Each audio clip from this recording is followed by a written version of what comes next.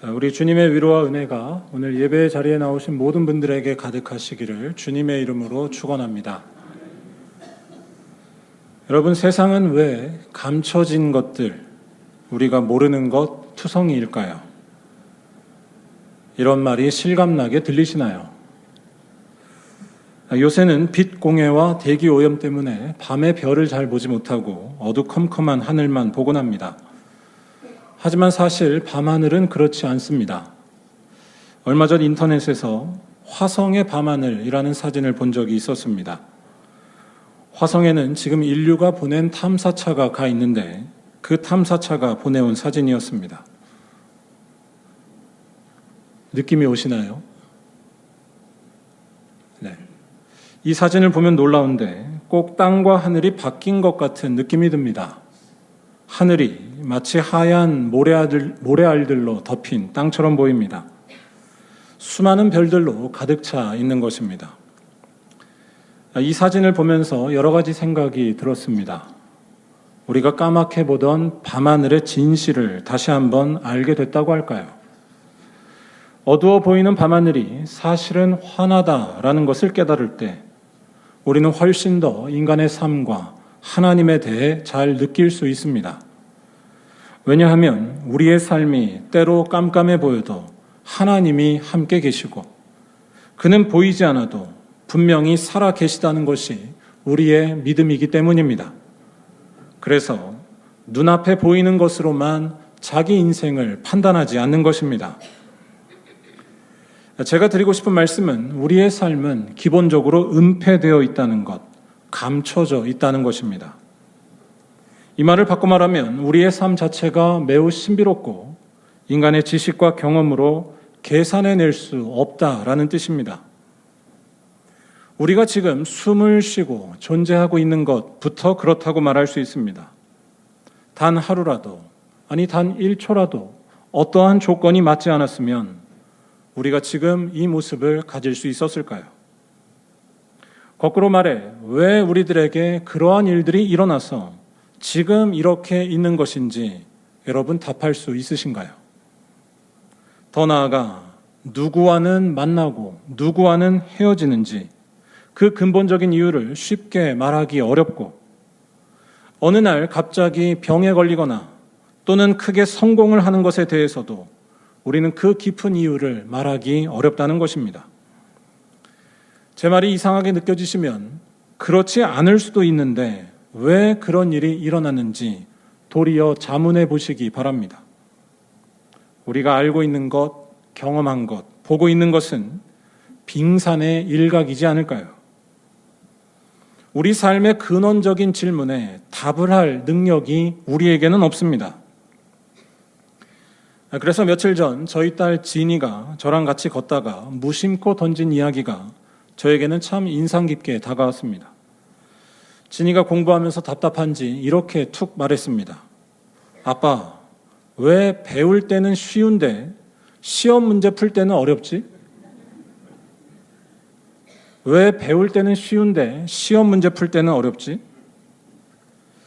저는 이 말이 우리 인생에 대해 말하는 것처럼 들려왔습니다. 배울 때는 쉬운데 실제로는 참 어려운 것. 그래서 정답을 잘 모르겠는 것이 우리 인생 아닌가요? 내 삶은 왜 있게 된 것인지, 어디에 진정한 자유가 있는 것인지 모르고 헤매일 수밖에 없습니다. 그런데 이렇게 감춰져 있는 것이 우리의 삶이고 우리의 어려움이라 하더라도 우리 믿는 자들은 결코 실망하지 않는다는 것이 성경의 가르침이고 기독교의 믿음입니다. 그 이유는 다른 데 있지 않습니다. 우리의 눈을 뜨게 하시는 분, 진리의 영, 성령이 오셨기 때문입니다. 참된 자유와 평화를 주시는 하나님을 성령께서 알게 하시고 성령께서는 이 하나님과 일치하십니다. 이 말을 바꿔 말하면 이렇게 말할 수 있습니다. 무엇이 참인지, 어디에 참된 만족이 있는지, 죽음이 우리의 끝인지 거기에 대해 우리는 조심스럽지만 말할 수 있다는 것입니다. 왜냐하면 성령께서 알게 하시는 하나님이 생명이시고 완전한 소망이시며 참으로 살아계신 분이기 때문입니다. 우리의 감각과 지식으로는 아무리 해도 알 수가 없지만 온 우주와 역사의 비밀이 되시는 분, 아무런 원인이 없어도 스스로 존재하시는 그 하나님을 성령께서 우리들에게 드러내 주신다는 것입니다. 또한 성령께서는 세상에서 가장 감춰진 비밀을 알게 하십니다. 예수가 누구신지, 그분의 정체와 그의 영광입니다. 곧 십자가에서 비참하게 죽으신 예수가 하나님의 아들이시고 그의 수치와 죽음이 우리를 죄와 사망에서 해방시키셨음을 깨닫게 하시는 것입니다. 우리 인생에 참된 생명이 어디에서 나오는지 그 비밀을 성령이 밝히 알게 하시는 것입니다. 여러분, 이건 죽었다 깨나도 우리의 힘으로, 우리의 경험으로 알 수 없습니다. 우리의 판단과 경험은 예수에 대해 그렇게 보지 않기 때문입니다. 그런데 우리는 성령 덕분에 예수를 알아 우리 인생이 아무리 깜깜해져도 낙심하지 않고 정답이 보이지 않더라도 실망하지 않게 된다는 것입니다. 무엇보다 예수 믿는 일이 이 세상에서 초라해 보일지라도 그 길로 힘차게 걸어갈 수 있습니다. 성령의 도우심으로 우리에게 영원한 빛이 되시는 하나님을 알기 때문이고 또한 우리를 죄와 사망에서 건지시는 예수의 존귀한 이름을 깨닫기 때문입니다. 오늘 말씀이 그런 사실을 전하는 말씀인데요. 일단 12절을 보면 아까 쭉 설명드렸던 우리 인간의 한계, 인생의 비밀과 진리에 대해 근본적으로 무지한 우리의 모습을 잘 느낄 수 있습니다. 바로 내가 아직도 너희에게 이를 것이 많으나 지금은 너희가 감당하지 못하리라는 말씀입니다. 일단 예수께서 여기에서 말씀하시는 너희에게 이를 것이라는 이 말은 예수 안에서 일어나는 일, 정확히 말해 예수께서 수치와 조롱 속에 십자가에 달려 돌아가시고 3일 만에 부활하시는 것을 말합니다. 즉 제자들에게 이러한 일을 미리 알려준다 하더라도 그걸 다 이해하지도 깨닫지도 못한다는 것입니다. 정확히 말할 때 예수의 십자가에서 드러난 영광을 제자들은 이해할 수 없다는 것입니다. 실제로 제자들은 예수께서 고난받으시자 다 도망가 버렸고 예수를 부인하기까지 합니다. 제자들에게 예수의 십자가는 받아들일 수도 인정할 수도 없는 사건이었기 때문입니다. 십자가에 달린다는 것은 세상에서 완전히 실패했다는 뜻이었고 무엇보다 하나님께 버림받았다는 것에 증거처럼 다가왔습니다. 십자가에서 죽은 이를 메시아로 믿는다라고 한다면 주변에서 손가락질 당할 것이 뻔했습니다. 뭐라고 할까요? 예수의 십자가 죽음은 어리석게 보이게 살아가다가 건강을 잃어버리고 쓸데없는 데 힘을 쓰다가 가졌던 돈 다 잃고 외로운 상태가 되는 것과 비슷했습니다. 굳이 안 해도 되는 일을 하다가 집 한 칸 없고 열심히 살아왔는데 가족을 다 잃어버렸다고 할까요? 이러한 사람을 하나님께로부터 복받았다고 말할 수 있으신가요? 아니 이러한 사람에게 구원의 능력이 나온다라고 말한다면 누가 과연 믿을까요? 그래서 제자들은 예수의 십자가를 결코 이해할 수 없었고 그가 부활하신다는 것은 더더욱 알아들 수 없었다는 것이 12절 말씀이 근본적으로 말하려는 것입니다. 너희에게 이를 것이 많으나 너희가 감당하지 못하리라. 바꿔 말해 제자들에게 잘 이해되는 것, 맞는 것은 다 예수와 반대되는 것이었습니다. 세상에서 적당히 인정받고 친구도 많이 있고 건강도 잘 챙겨서 튼튼하고 가족 모두가 잘 되고 집값도 올라간 것이 하나님께 복을 받는 일이고 그런 사람이 세상을 스마트하게 바꿀 수 있다는 것입니다. 여러분 그렇지 않은가요? 이런 바램을 갖는 일이 과연 과한 일일까요? 그런데 여기서 우리는 한동안 유행했던 팽수식 말투로 영적 눈치를 잘 챙겨야 합니다. 우리가 근본적으로 진리에 눈이 감겨져 있음을 기억하는 것입니다. 지금 말씀드린 제자들의 바램, 제자들이 바랬을 그런 모습이 결코 세상에 구원을 주거나 근본적으로 우리의 삶을 달라지게 하지 못한다는 것입니다. 영국의 콜드플레이라는 아주 유명한 록밴드 그룹이 부른 대표적인 노래 중에 비발라 비다, 인생이여 만세라는 노래가 있습니다. 전주만 들어도 아드레날린이 솟구치는 노래인데요. 이 노래는 한때 세상을 지배했던 독재자가 자신의 모든 권력을 잃고 난 뒤의 심정을 노래합니다. 제가 가사 일부를 한번 읽어드리겠습니다. 난 한때 세상을 지배했었지. 내 말 한마디에 바다가 솟아올랐어. 이제 난 아침에 홀로 잠을 자고 내가 한때 지배했던 거리를 쓸어. 한때 난 열쇠를 쥐고 있었어. 하지만 다음 순간 사방의 벽이 나를 에워싸고 있었어. 그리고 난 발견했지. 나의 성은 소금 기둥 그리고 모래 기둥 위에 서 있었다는 걸. 가사는 굉장히 심각한데 들으면 굉장히 경쾌하고 즐거운 노래입니다. 이 가사는 한때 세상을 지배했던 권력도 우리의 삶을 자유롭게 하지 못한다는 것을 잘 느끼게 해줍니다. 그 권력이 영원하지 않기 때문입니다. 오늘날 세상이 참 많이 발전했지만 근본적으로 달라졌다고 말할 수 없습니다. 기술이 우리를 구원하는 것이 아니고 많은 연봉이 생명을 주는 것이 아니며 단지 건강하다는 것이 가족 간의 화목을 주지도 않기 때문입니다. 이를테면 자녀가 내가 말한 대로 결혼하고 내가 말한 대로 직장 갖고 대학 들어가면 다 되는 것일까요? 참된 감사와 기쁨은 그런 것에서 나오지 않습니다.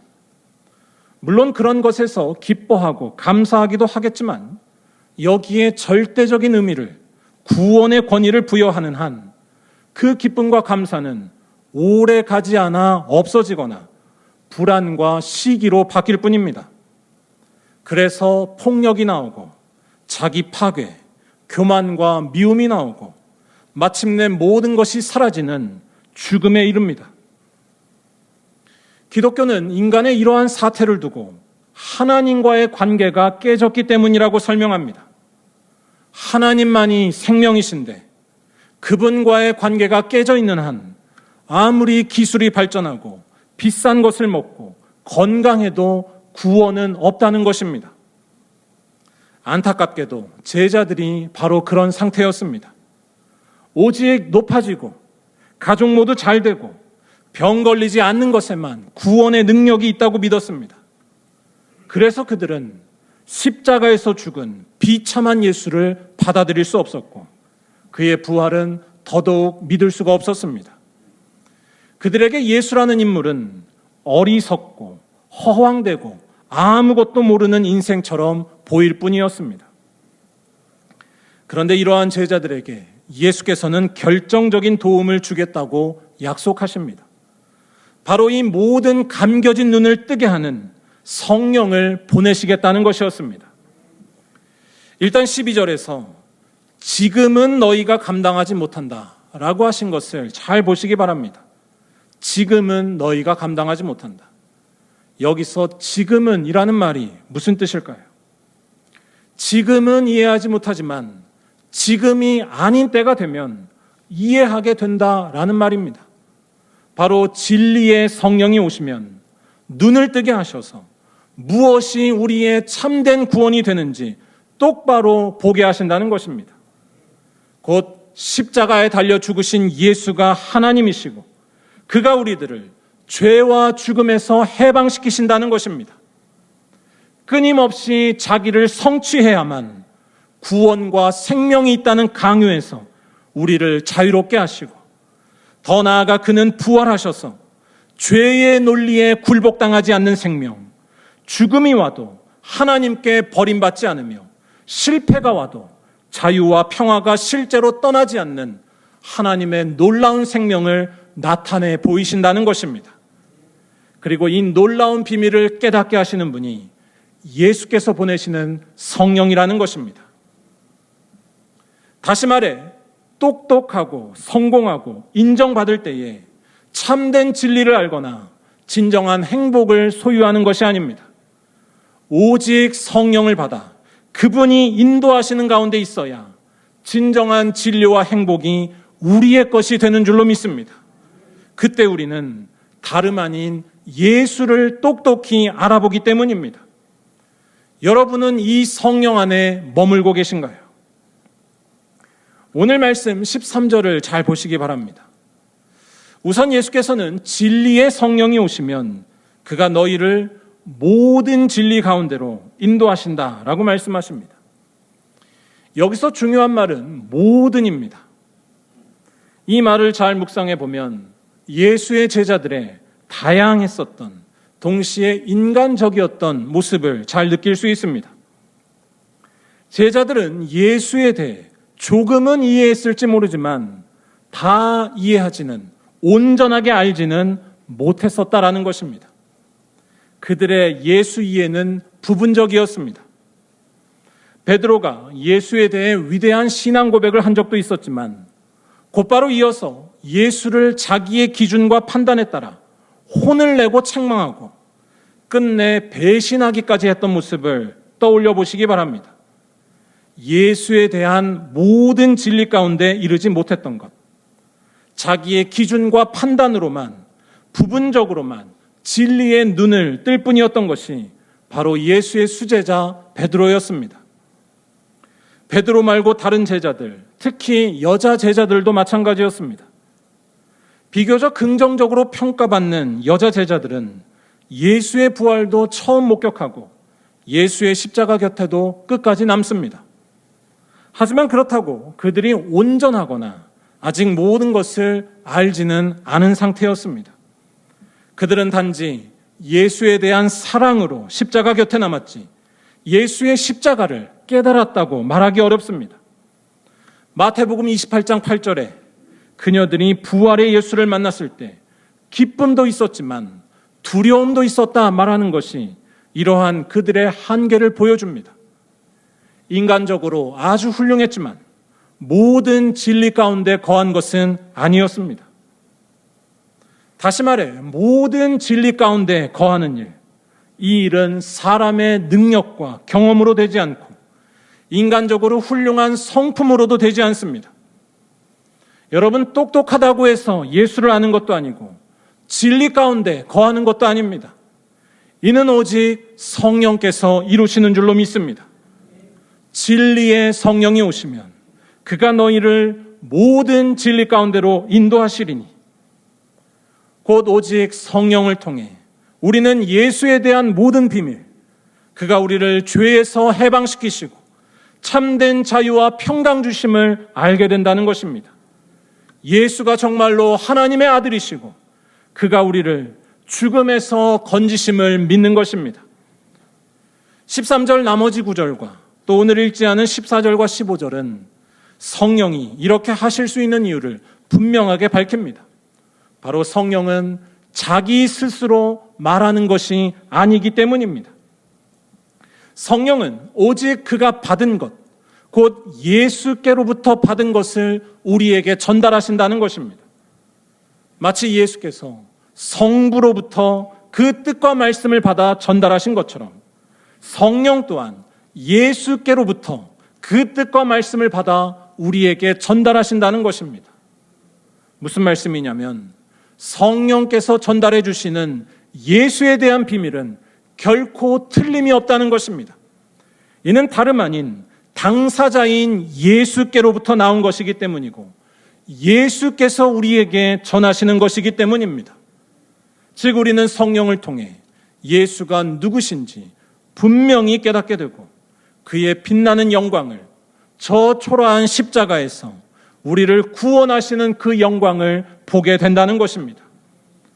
세상에서 실패한 자리, 모든 것을 잃었고 모두에게 미움받는 십자가에 달린 예수께서는 불행과 허무, 외로움과 저주로 끝나야 하지만 그는 그렇지 않으셨다는 것입니다. 그는 3일 만에 부활하셔서 그 모든 죄의 논리와 권세를 이기셨습니다. 또한 그의 십자가 죽음은 죄의 권세로 허망하게 끝나고 마는 우리들을 위한 죽음, 우리를 그 죄에서 면하게 하는 죽음이었다는 것입니다. 곧 이제는 예수 안에 있으면 모든 것이 새로워집니다. 설령 죽음에 떨어져도 하나님과 멀어지지 않으며 돈에 의해 결정되는 인생을 살지 않으며 자기의 업적, 자기의 오름이 곧 생명이라 말하는 죄의 권세에서 해방되고 마는 것입니다. 참된 구원을 얻는 것이고 예수 십자가와 부활의 영광을 보게 되는 것입니다. 그리고 무엇보다 중요한 것은 이와 같은 예수의 영광을 성령께서 깨닫게 하신다는 것입니다. 바꿔 말해 성령에 의존해서 살지 않는 한 우리는 단 한 발자국도 우리의 삶을 앞을 향해 나아갈 수 없습니다. 그분의 음성에 민감하게 귀 기울이고 그의 이끌림을 받으며 살고 예배 드릴 때에만 평화와 자유가 있으며 소망과 생명이 있게 된다는 것입니다. 성령을 간절히 구하며 사는 것만이 진리에 이르는 길이기 때문입니다. 사랑하는 여러분, 아무리 세련된 삶을 살고 모두가 부러워할 만한 직업을 가졌어도 가난해 본 적 한 번 없고 설령 늘 건강해도 완전한 자유는 없음을 기억하시기 바랍니다. 오히려 자기 소멸에 대한 두려움과 내 힘으로 자기 삶을 완성하겠다는 착각에 빠지기가 쉽습니다.